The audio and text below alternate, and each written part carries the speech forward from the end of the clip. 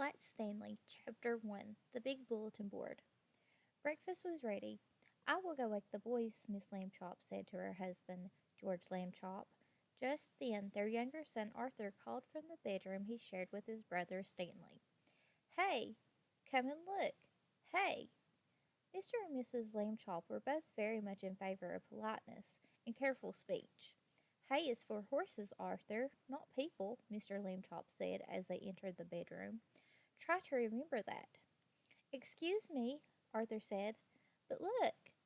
He pointed to Stanley's bed. Across it lay the enormous bulletin board that Mr. Lambchop had given the boys a Christmas ago so that they could pin up pictures and messages and maps. It had fallen during the night on top of Stanley, but Stanley was not hurt. In fact, he would still have been sleeping if he had not been woken by his brother's shout. What's going on here? He called out cheerfully from beneath the enormous board. Mr. and Mrs. Lambchop hurried to lift it from the bed. Heavens, said Miss Lambchop. Gosh, said Arthur, Stanley's flat. As a pancake, said Mr. Lambchop. Darndest thing I've ever seen. Let's all have breakfast, Miss Lambchop said. Then Stanley and I will go to see Dr. Dan and hear what he has to say. In his office, Dr. Dan examined Stanley all over. How do you feel? He asked. Does it hurt very much?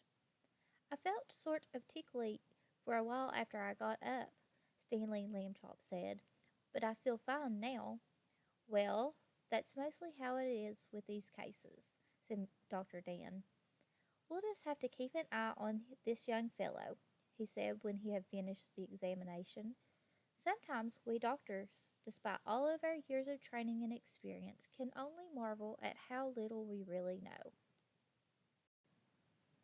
Miss Lambchop said she thought Stanley's clothes would have to be altered by the tailor now, so Dr. Dan told his nurse to take Stanley's measurements. Miss Lambchop wrote them down. Stanley was 4 feet tall, about a foot wide, and half an inch thick.